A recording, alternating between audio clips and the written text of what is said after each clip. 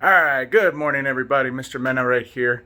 Enjoying a beautiful morning here in the 915. So today I want to show you guys a quick example of what states of matter looks like with solids, liquids, and gas with one simple object. We're going to go ahead and look at, okay, this right here. Okay, if you see here, it's a glass filled with ice, and this is what? A solid, liquid, or gas?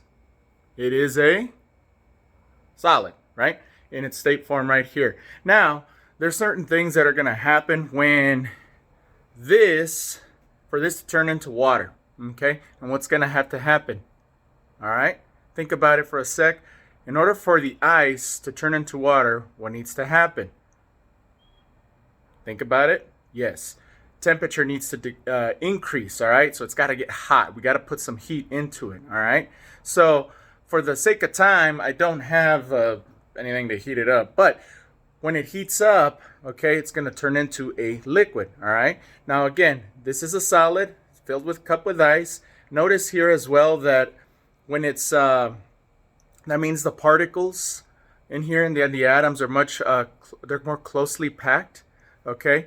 And it's much more difficult to separate it on its own. So you have to have heating, okay? Which in this case, okay, what eventually will happen when it heats up, it's going to turn into this. Now I filled the ice up all the way to about maybe 0.3 liters roughly, and this is 0.3 liters. So once that solid becomes a liquid, it basically turns into this. Notice the water, it's more free flowing, it's moving around, okay? The particles are a little bit more separated here, okay? And this is what happens. Now, in this case, we've gone from a solid now to a liquid. Now, what happens? How do I get all this water out besides drinking it right now, which I'm very thirsty, by the way. But how can I turn this water into a gas? Think about it for a sec. How do we go from water to gas? All right, think about it. All right, you guessed it. Guess what? It's got to evaporate, right? So in order for that to happen, again, the temperature must increase as well. As the temperature increases, okay, that means there's going to be less and less water in this cup. That being the case, okay, there's less water in it, and that means that water is turning to gas. So that means, again, the particles are starting to separate more, and when it's becoming a gas, it just goes all over the place, right? So as an experiment, okay, I'm going to leave this water out. Notice right there it said about, I don't know if you can see it. It says, might look backwards, 0.33 liters, right? So all I'm going to do is leave it right there, okay, for the sun to hit it, okay? So we'll see how it turns out as the day goes along, all right? Hopefully it works out pretty nice.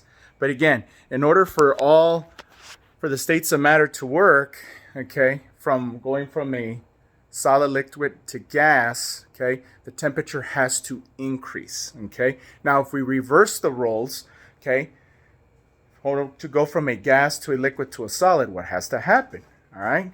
You guessed it, it has to be the opposite. It's got to cool off, right? So think of rain, for example. You have condensation up with the clouds, okay, becomes a gas, right? Temperatures start to cool off, and guess what? Boom, it starts to rain, right? Liquid's coming down, guess what? And it cools off, right? Let's say it's the middle of winter, we get rain, right? And all of a sudden the temperature drops below 32 degrees Fahrenheit or 0 degrees Celsius. When that happens, guess what? We get, the water becomes a solid. You're right, you guessed it. So when we go from a gas to a liquid to a solid, the temperatures decrease, and they get cooler, and they get to the point of freezing, so then water then becomes a solid. So in this case, though, it's the middle of summer here in El Paso. It's over 100 degrees, so yeah, we're not going to freeze it unless I put it back in the freezer, okay? In which case, the liquid will go back and turn to this, okay? Back to ice. So now, that was real quick on states of matter, solid, liquids, and gas. Now, I'm going to go ahead and grab that cup back. I should have grabbed another one. All right. Real quick, I'm going to show you what relative density looks like. It's pretty simple. Will it sink or will it float? All right. So let's cut a couple of little items in here. Let's see what I got in my cave. So as we look at this, now relative density is based off of water, okay?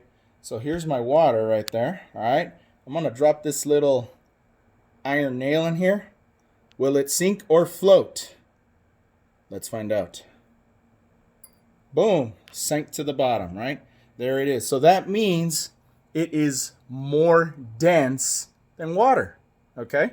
Since it floats, since it sinks, sorry. So if it sinks, that means something's gonna be more dense than water, as we see right there. Now I'm gonna try this other nail. What do you think? Is it gonna sink or is it gonna float?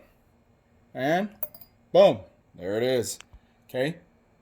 It's sunk to the bottom. So that means, guess what? It is more dense than water. Here's another one here. Just give me a second. I will set it up for you, okay? Now what I have here is vegetable oil, okay? Vegetable oil, what do you think? Will it sink or will it float? Let's find out. Relative to water. All right, there it is. Let me come back here, close this up. I don't want to spill it because then my wife's going to get mad at me. And what do you think? Let's see. Guess what? There it is. It floats. All right. So that means that oil, or at least vegetable oil, and most oils, if not all oils, are less dense than water. So if something is less dense than water, it's going to float up at the top right there. Okay. So like I said, I'm going to leave this outside and see how it looks by the end of the day. Okay. So again, that was just a quick example of states of matter, solids, liquids, and gas, and what relative density looks like. See you guys later.